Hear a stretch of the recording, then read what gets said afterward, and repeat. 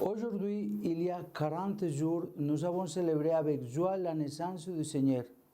Aujourd'hui également, l'Église célèbre le jour où Marie et Joseph ont présenté Jésus au temple pour le circoncire et le consacrer à Dieu unique, comme ils l'ont fait avec tous les hommes juifs. Le Seigneur Jésus a voulu se soumettre à ce rite pour remplir les exigences de la loi, mais surtout pour se manifester aux gens qui l'attendaient.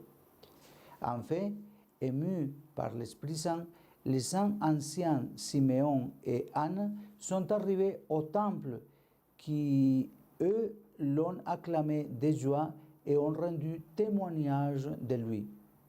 Comme pilule aujourd'hui, soyons témoins de Jésus. Si nous participons à la célébration eucharistique, nous porterons des bougies pour indiquer que nous portons le Christ dans nos cœurs, comme la lumière du monde qui illumine notre existence. C'est une célébration de la joie pour l'espérance que cet enfant apporte aux gens, jeunes et vieux. Voici l'avenir, voici le salut. Dieu a tenu sa promesse de vie et de pardon. Mais il y a aussi de la tristesse dans cette fête. L'enfant causera de la douleur à sa mère et il sera rejeté même par certains des siens, bien qu'il devienne la lumière pour tous.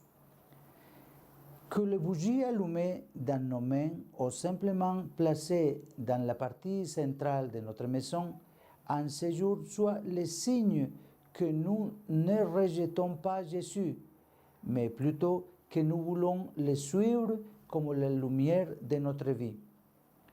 En revanche, nous n'offrons plus à Jésus ni des colombes ni une paille de tourterelles, mais tous les efforts pour vivre les vertus de Marie et de Joseph, telles que l'humilité, la douceur, l'assiduité, la pureté, la générosité, la gentillesse, etc. Vivre cela coûte. De même que la bougie doit être consommée pour donner de la lumière, afin que nous n'épargnions aucun effort et aucun sacrifice pour vivre les vertus propres à un chrétien, nous serons de véritables témoins de Jésus.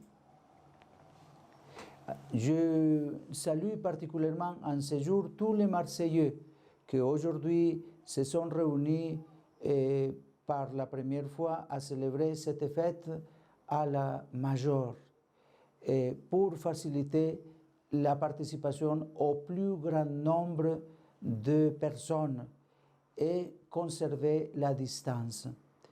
Que Dieu bénisse Marseille, que Dieu bénisse les diocèses, que Dieu bénisse Monseigneur Aveline et bénisse toute l'Église.